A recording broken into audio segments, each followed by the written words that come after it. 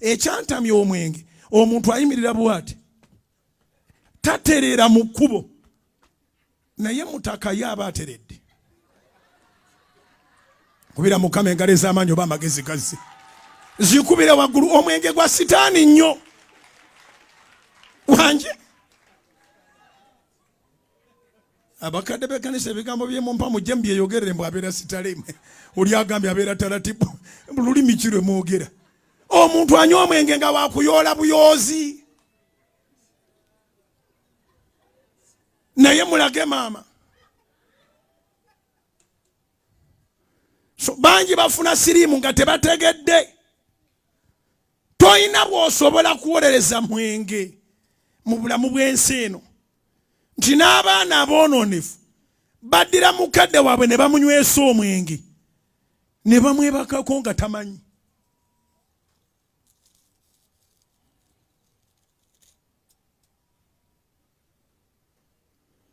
bikkula lubereberye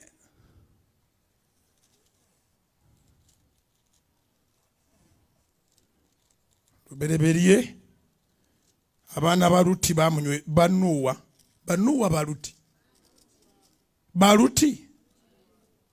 banuwa tugenda kusomawo mukaane bwe mumala nga tugendawo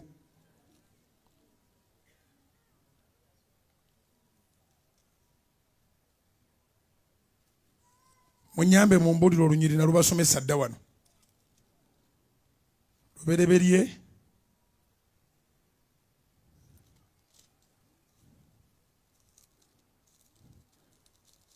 ogamba ngenda duvaako nga sinalulaba nze ntandise kubikula buli lupapulo oli ku lubereberye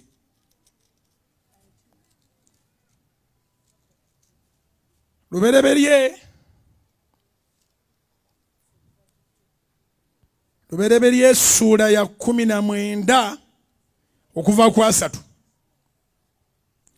naye ndowooza ngende butereevu kantandike n'olwa 3 mu olumu kantandike n'olwa 3 lubereberye Genesis chapter 19 Genesis chapter 19 verses 30 to 38 uliriza buliza kubanga story nagikuwadde dda ennyonnyola nti omwenge sitaani agujjuddemu omuntu abata akyasobola kutambula naye ng'asobola okwenda Lutti lubereberye 19:3 n'alinya n'ava mu Zowaali n'atuula ku lusozi n'abaana b'abawala bombi naye kubanga n'atya okutuula mu Zowaali n'atuula mu mpuku n'abaana b'abawala bombi lwa 3 n'omubereberye n'agamba omuto nti kitaffe akaddiye otyo so tewali musajja mu nsi aliyingira gye tuli ng'empisa y'ensi zonna bweri owulidde ng'empisa y'ensi zonna bweri kitegeeza amawanga amalala gyegali era abasajja gyebali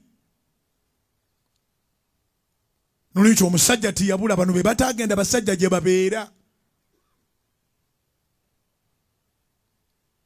abazadde omwana batuukanga okulabika nti akulidde ddala muleka atambulemu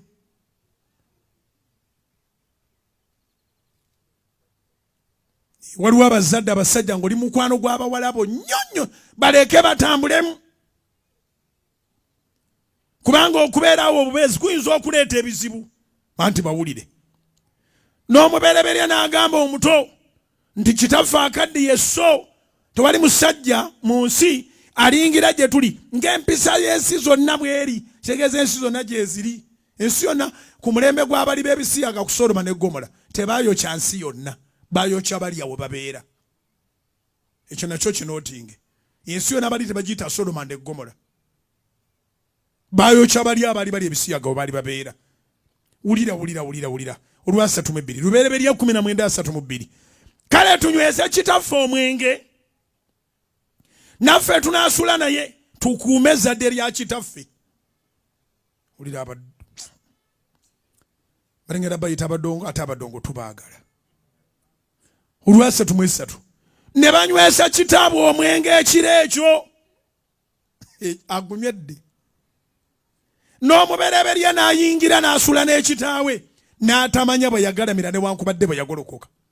Omuntu atamanyi na bw'agalamidde wadde bw'agolokose mutaka akola.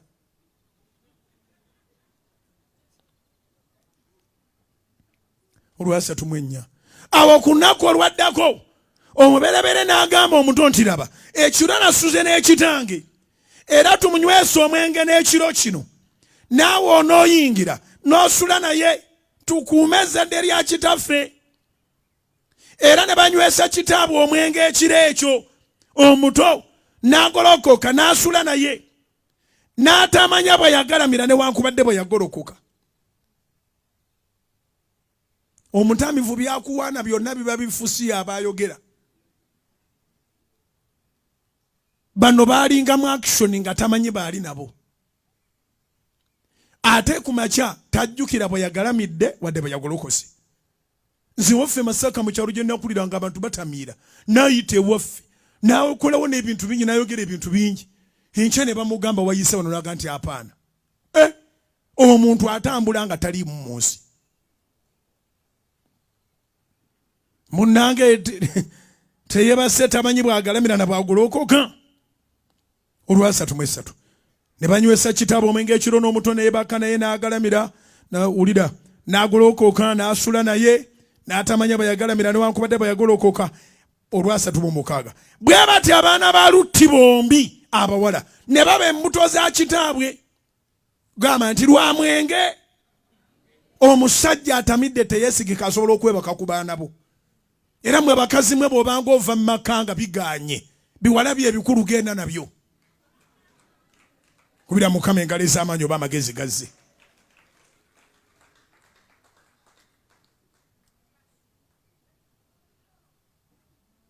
N'omuto wamma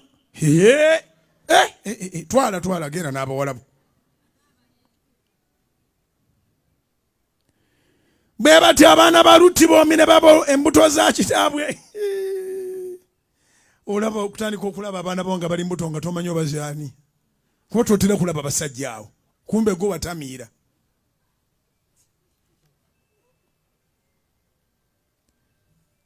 Omuberebere n'azaala omwana ow'obulenzi n'amutuuma erinnya lye Mowaabu. Oyo ye jjajja w'Abamowaabu ne kaakano. Era n'omutone n'azaala omwana ow'obulenzi n'amutuuma erinnya lye Benaani. Oyo ye jjajja w'abaana ba Amoni ne kaakano. Omwenge